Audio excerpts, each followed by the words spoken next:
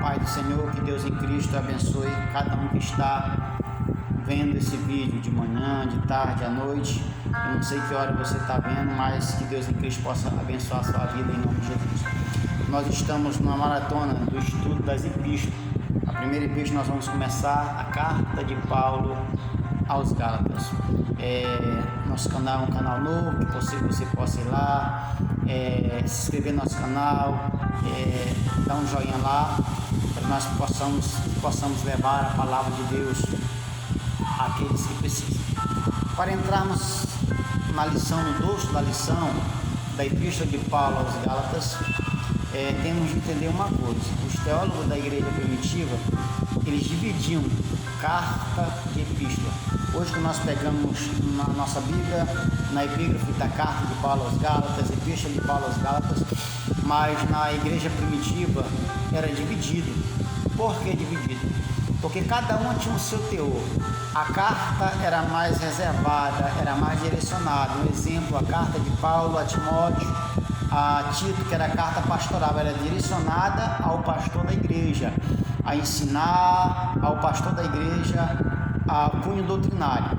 Já a epístola era mais aberta, era para ser lida para a igreja, e não somente aquela igreja, igualmente essa do Gálatas. Nós vamos ver que essa epístola foi quando Paulo teve a sua primeira viagem missionária, capítulo 13, ele passou pela região da Galácia, estabeleceu naquela região 10 igrejas, e essa carta foi direcionada para as igrejas, os crentes da Galácia.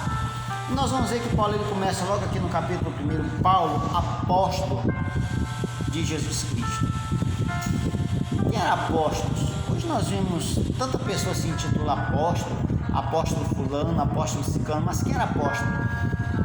Apóstolo foi aquele que teve convivência nos primórdios da igreja, participou das bases doutrinárias da igreja, e que Jesus conviveu com ele.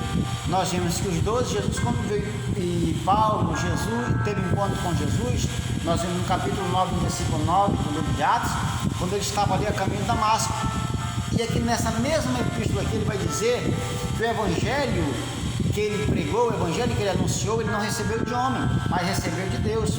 Quando ele também vai escrever à igreja de Coríntios, ele vai dizer: a minha palavra e a minha pregação não consistiram em palavra pessoal sem conhecimento humano, mas de poder de Deus. Então aqui nós já vamos ver que ele foi escolhido por Jesus Cristo para a função de pregador do gentio, para a função de ganhador de alma.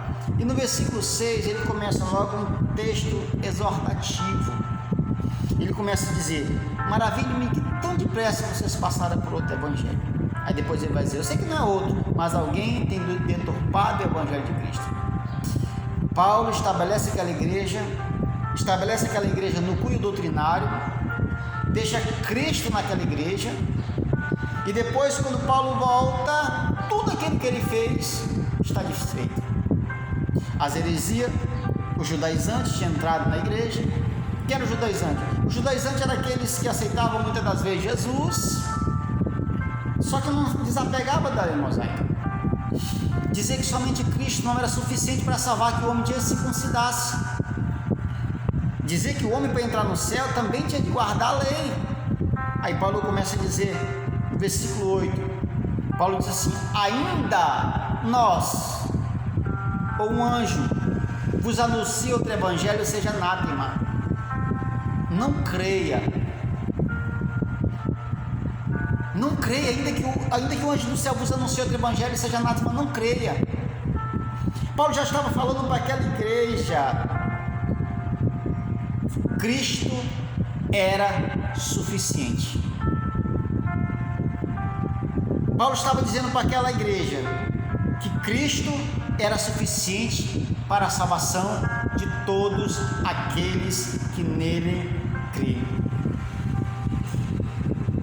No capítulo 2, nós vamos ver aqui que Paulo, quando ele chega naquela igreja, ele vê uma situação ali, assim como ele encontrou na igreja de Coríntios. Pedro, um dos discípulos que andou com Jesus, começou a lançar uma coisa que não era prazível às Escrituras. Pedro era judeu. Só que Pedro queria que o gentio vivesse como judeu. Se ele era judeu, não vivia como judeu. E Paulo começa a observar aquilo. E Paulo disse que até Barnabé se deixou de simular por aquilo. Até Barnabé começou a olhar e disse assim: se Pedro está fazendo isso, eu vou fazer também. Aí Paulo resiste Pedro, chama Pedro e diz: olha Pedro, como sendo tu judeu, vive como gentio, e quer que o gentio viva como judeu?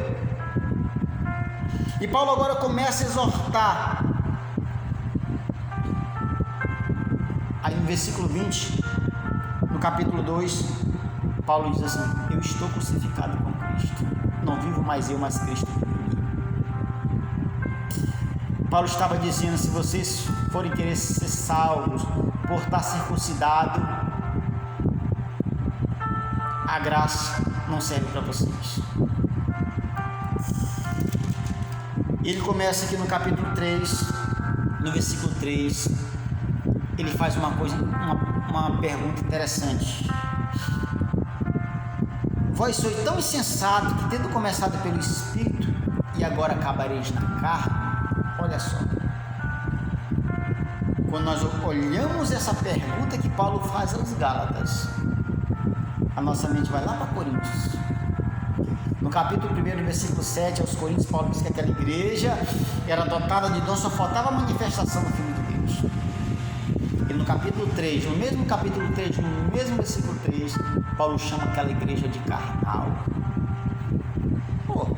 Se Paulo diz no capítulo 1 que era uma igreja espiritual, que só faltava a manifestação do Filho de Deus, agora porque Paulo a chama de carnal, porque ali naquela igreja havia facções, ali naquela igreja havia grupos, um grupinho aqui, um grupinho ali, um grupinho que dizia: eu sou de Paulo, outro grupinho dizia: não, não sou de Paulo, eu sou de Cefa, que é Pedro, outro dizia: não, eu sou de Apolo, e outro dizia: eu sou de Cristo. O pior grupo de todos era o que dizia: eu sou de Cristo. Por quê? Porque o que era de Paulo se subjugava a Paulo, o que era do Pedro ouvia Pedro, o que era de Apolo ouvia Apolo, o que era de Cristo não ouvia ninguém. Olha só, irmão, ele disse para aquela igreja: vocês têm começado no Espírito e agora vocês estão acabando na carne. Aí no versículo 13 ele diz: vocês não sabem que Deus nos resgatou da maldição, porque escrito está: maldito todo aquele que for pendurado no madeiro. E está dizendo: Cristo nos resgatou da lei. Essa situação de heresias não é de hoje não, irmãos. Heresias é do primórdios. Agora, como é que nós fazemos que nós caímos nessas heresias? Porque nós não examinamos as Escrituras. Jesus diz: examinai a Escritura, são ela que testifica de mim, e nela vocês vão ter a vida eterna. É só na Escritura que vamos ter a vida eterna. É só na Escritura que vamos ter o conhecimento de Deus. É só nas Escrituras que vamos ter a paz de Cristo. Aí Paulo aqui no capítulo 4, ele começa a dizer àquela igreja, que aquela igreja o recebeu com amor, que aquela igreja o recebeu assim como tivesse recebido o próprio Cristo. Mas aqui eu vejo a perseverança de Paulo. No versículo 19, olha o que Paulo diz, interessante, olha o que Paulo diz no versículo 19, isso é interessante. Ele diz assim: meus filhinhos, por quem de novo sinto dores de parto, até que Cristo seja em vós formado. Paulo agora usa o sentido figurado de uma mulher que está sentindo dores para dar à luz. Paulo está dizendo aqui: eu vos ensinei. Paulo está dizendo aqui: eu vos ensinei a palavra de Deus. Vocês foram persuadidos por falsas doutrinas. Vocês deixaram o legalismo entrar no coração de vocês. Vocês deixaram o judaizante fazer a mente de vocês. Mas se for possível de novo, eu levo a palavra. Se for possível de novo, eu tenho dores de parto por vocês, até que Cristo em vocês seja formado de novo. Olha, irmão, o amor que Paulo tinha pela obra de Deus. Paulo sabia que a falsa doutrina estava sendo disseminada ali, mas ele, como pastor, como obreiro de Deus, estava levando a palavra verdadeira. Aí no capítulo 5 ele diz assim: estáis, pois, firme com a liberdade que Cristo vos libertou, e não tornei-vos a meter debaixo de jugo de servidão. Paulo está dizendo: vocês estão libertos, rapaz. Vocês estão livres. Como é que vocês querem voltar de novo para o jugo da servidão? Como vocês querem voltar de novo para o jugo da lei, se vocês estão sobre a graça agora? Não precisa mais circuncidar. É só vocês aceitar Jesus. É só vocês permanecer fiel na presença de Deus. Ele está exposto com a liberdade que Cristo vos libertou, e não tornei a meter debaixo de jugo de servidão. E serve para mim e para você. Cristo nos libertou, e muitas das vezes nós queremos voltar para o pecado. Muitas das vezes nós queremos voltar para o Egito. Muitas das vezes nós queremos voltar para a servidão. Aí o versículo 13 ele vai mais aqui: porque, irmão, forte chamada à liberdade, não usei da liberdade para dar ocasião ao pecado. Você é liberto por Cristo, mas agora o teu corpo é templo do Espírito Santo. O teu corpo é morada do Espírito Santo. Não deixe que o pecado ele tenha domínio sobre você, porque você já está liberto em Cristo. Não deixe que o pecado venha te oprimir, porque você já está liberto em Cristo. Estás, pois, firme com a liberdade que Cristo vos libertou, e não tornei-vos a meter debaixo de jugo de servidão. Quando Paulo escreve aos Coríntios, capítulo 5, versículo 17, Paulo diz: aquele que está em Cristo, nova criatura é, as coisas velhas já passaram, eis que tudo se fez novo. Paulo estava dizendo aqui para os irmãos de Gálatas: você é uma nova criatura. Não se prenda debaixo de jugo de servidão. Não se prenda debaixo de jugo desigual. Você é livre em Cristo. Aí no versículo 16 ele diz: andai em espírito. Lembra no capítulo 3 que ele disse, e no versículo 3 que ele falou que eles eram carnais? Agora no capítulo 5, no versículo 16 diz: digo, porém, andai em espírito, e não cumprireis a concupiscência da carne, porque a carne cobiça contra o espírito, e o espírito contra a carne, para não fazeres aquilo que quereis. O espírito cobiça contra a carne contra o espírito. Paulo estava dizendo para aquela igreja: invista na tua vida espiritual, ore, clame, consagre. Sabe qual é a nossa dificuldade hoje como igreja? Que nós não queremos mais pagar preço, nós não queremos mais orar, nós não queremos mais consagrar, nós não queremos mais clamar, nós queremos que as coisas venham muito fácil demais. Aí Paulo vai dizer para aquela igreja dois frutos: o fruto que o Espírito dá e o fruto que a carne dá. E Paulo começa a dizer, numerar os frutos da carne: idolatria. Oh, irmãos, hoje nós temos como idolatria somente adorações à imagem. Não é só isso. Idolatria é tudo aquilo que ocupa o lugar de Deus na tua vida. Idolatria é tudo aquilo que você chega-se mais a Ele do que Deus. Aí Paulo vai dizer para aquela igreja: a feitiçaria, a inimizade, que é o que tem destruído as pessoas. É a inimizade, é o ódio. O ódio tem destruído, o ódio tem massacrado, o ódio tem tirado a comunhão. Iras, pelejas, heresias é o que tem mais entrado hoje no meio das igrejas, a heresia ela tem afastado o povo de Deus da essência. Mas por que isso tem acontecido? Sabe por quê? Nossos líderes muitas das vezes não vão para as escrituras.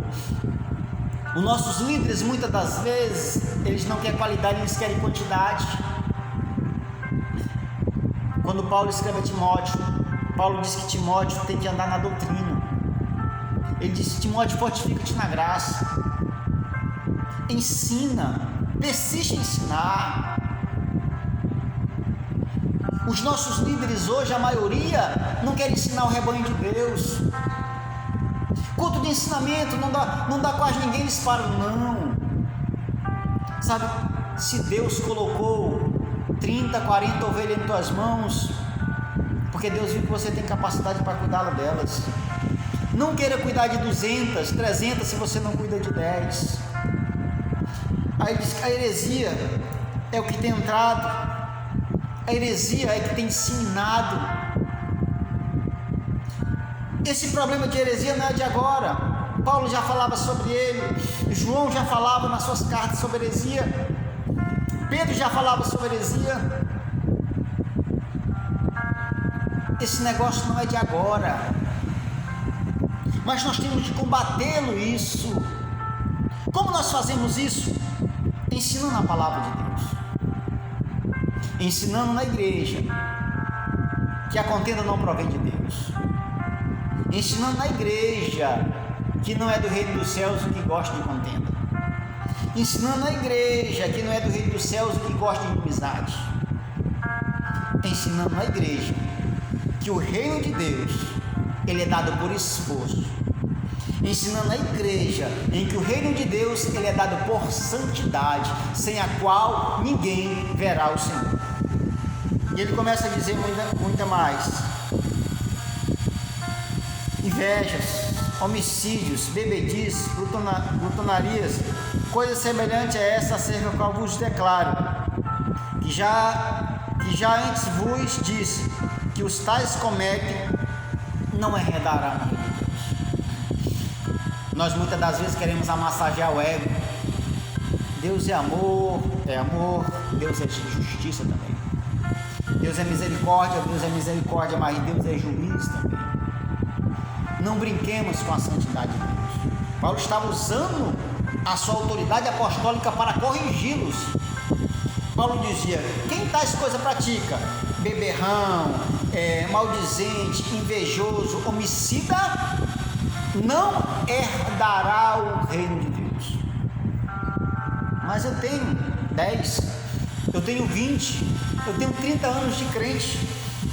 Irmãos, você pode ter 100 anos de crente, mas se você não se converteu, vai para a perdição.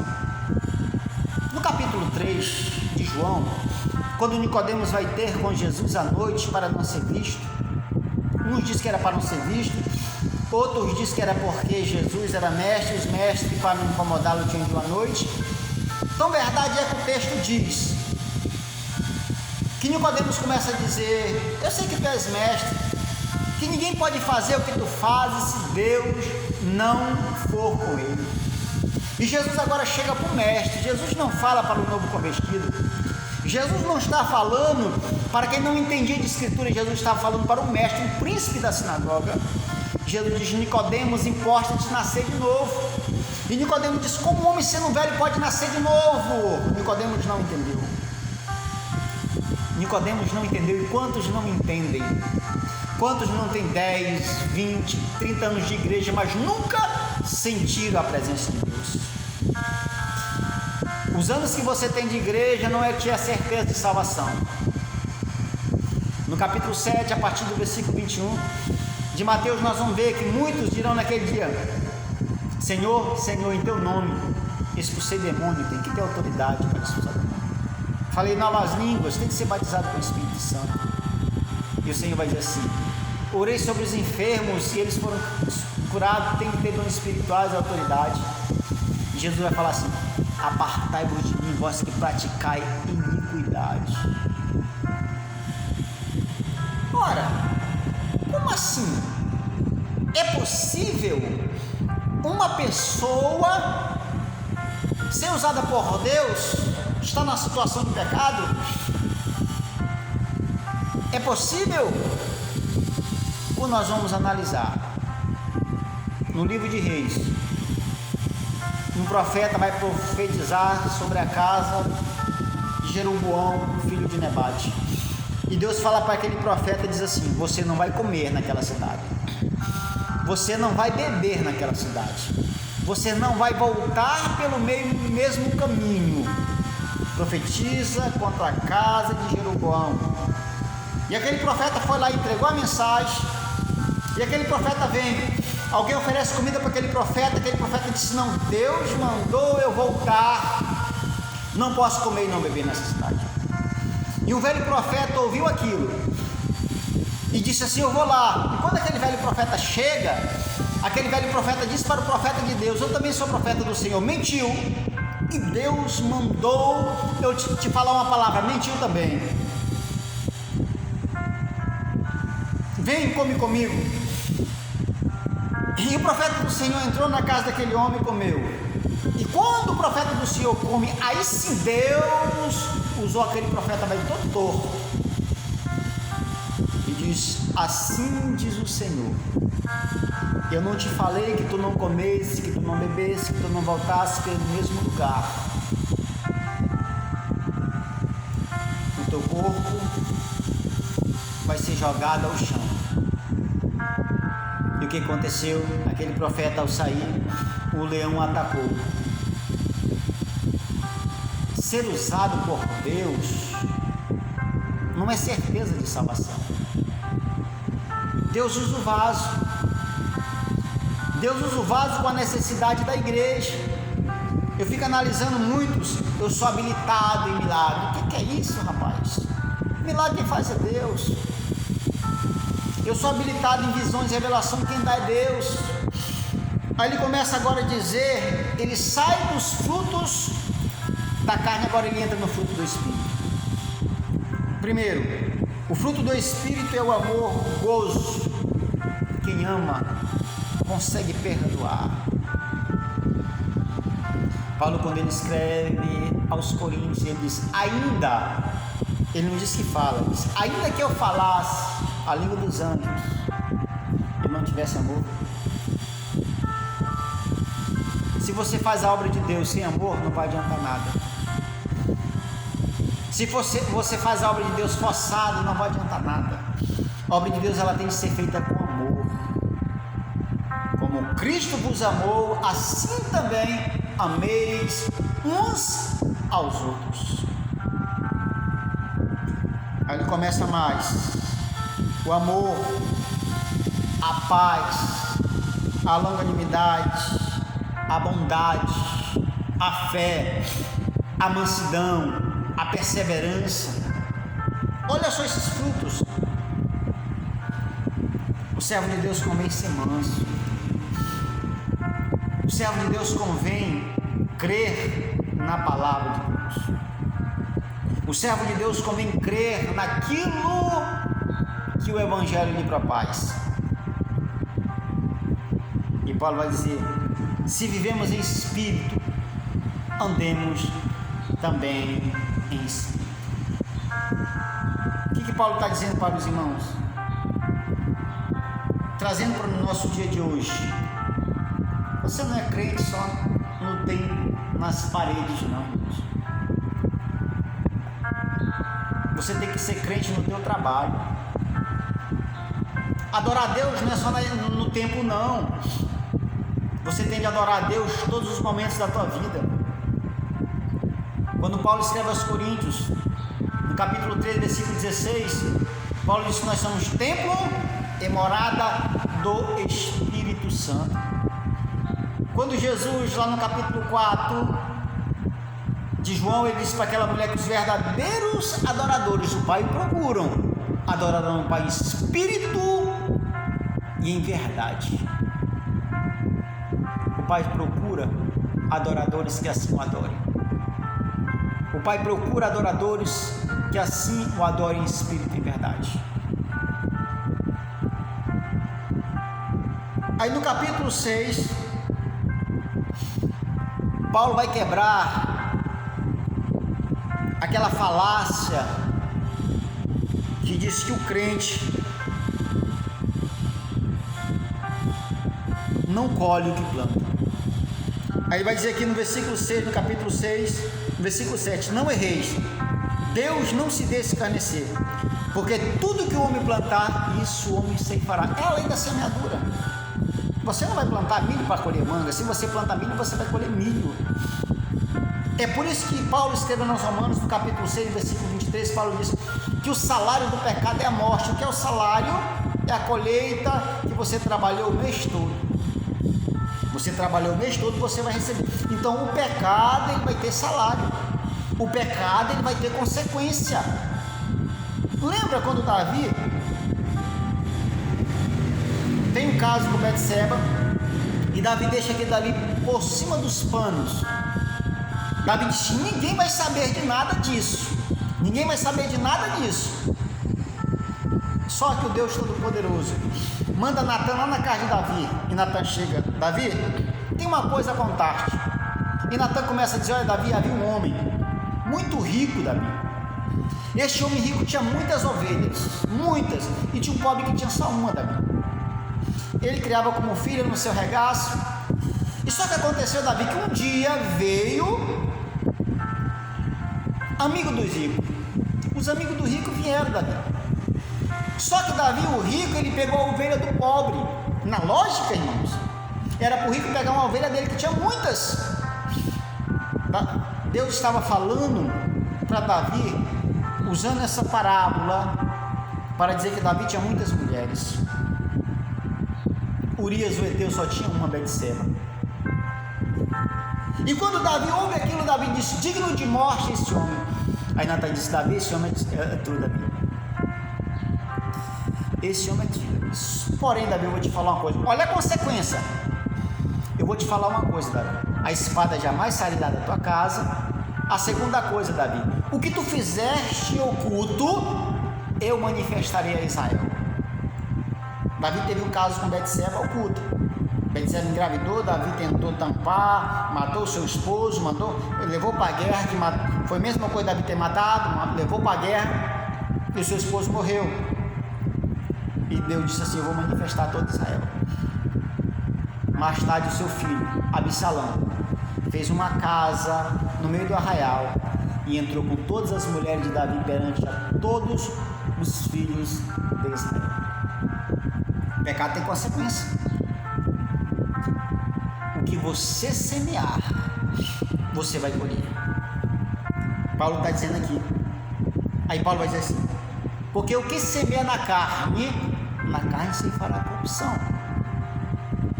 na carne se fará contenda, na carne se fará inimizade, na carne se fará o rancor, na carne se fará o ódio, na carne se fará intriga. Aí ele diz: mas, olha isso mais, mas o que semeia no Espírito, a paz, a longanimidade, a perseverança, a fé, do Espírito ceifará a vida eterna. Olha só como vale a pena ser fiel. Ele começa a dizer, exorta a igreja, começa a dizer: a carne, ela pode ser bom temporariamente, mas o final dela é perdição. A carne, ela pode te levar para o inferno, mas se você tiver uma vida com santidade de Deus, você vai morar na glória do Senhor. Uma coisa que não entra nos céus é pecado. Uma coisa que não entra nos céus é inveja. Eu não sei como vai ser para as igrejas que dizem que só nós que vamos entrar no céu. No céu não tem apartamento. Tira isso da tua mente. Não tem placa de Assembleia de Deus, não tem placa de Batista, não tem placa de Adventista, não tem placa de Presbiteriano, não tem placa de Testemunho de Jeová, não tem placa de Congregação Cristã. Vai um povo santo, zeloso de boas obras. Eu não posso dizer: no céu só vai entrar a Assembleia de Deus Filadélfia. Não. Aí eu estaria desfazendo da graça. Efésios capítulo 2, versículo 8, Paulo diz: pela graça sois salvos por meio da fé, isso não vem de vós, é dom de Deus, não vem de obra para que ninguém se glorie, ou então pela graça de Deus, porque Deus chamou. João 3,16 diz: porque Deus amou o mundo de tal maneira. Esta palavra porque é uma palavra indefinida. Por que indefinida? Porque o amor de Deus não pode se medir. O amor de Deus não pode ser medido em estatura. O amor de Deus não pode ser medido. Não pode ser medido. Então o Senhor começa a dizer aqui: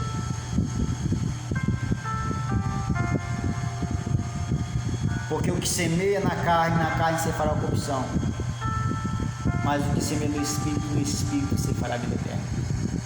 No capítulo 6, versículo 10, ele vai dizer: enquanto é tempo, façamos o bem, principalmente aos honestos na fé. Paulo diz: vamos fazer o bem. Irmão, nós somos conhecidos pelo bem que fazemos. O Evangelho hoje está sendo falado muito, irmão, através dos escândalos. Pastores tirando vida de pessoas, pastores tirando vida de esposos. Mas Jesus, no capítulo 5, no versículo 13 de Mateus, Jesus tem uma palavra linda para mim, para você. Jesus começa a dizer: vós sois o sal da terra. Se o sal for insípido, ou seja, se o sal perder o sabor, por que há de salgar? Para nada mais presta, a não ser jogado fora e ser pisado pelos homens. Se nós não dermos testemunhos, as nossas palavras vão ser jogadas ao vento. O Evangelho, ele é pregado mais por ação do que por palavra. Aí Jesus diz assim: vós sois, se o sal for insípido, por que salgar? Para nada mais presta, a não ser jogado fora e ser pisado pelo homem. Aí Jesus vai dizer: vós sois a luz do mundo. Não se pode esconder uma cidade edificada sobre um monte, nem se pegar um alqueires e colocar debaixo do velador.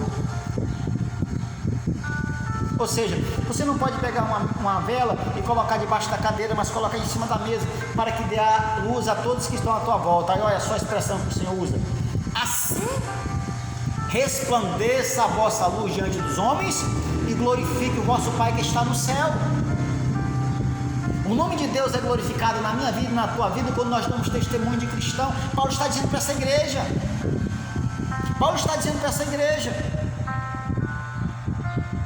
Aí Paulo vai combater de novo no capítulo 12 aqueles que queriam ser super crentes. Paulo diz que no versículo 12: aqueles que obrigam você a circuncidar, nem ele mesmo guarda a lei. Sabe qual era a dificuldade dos fariseus?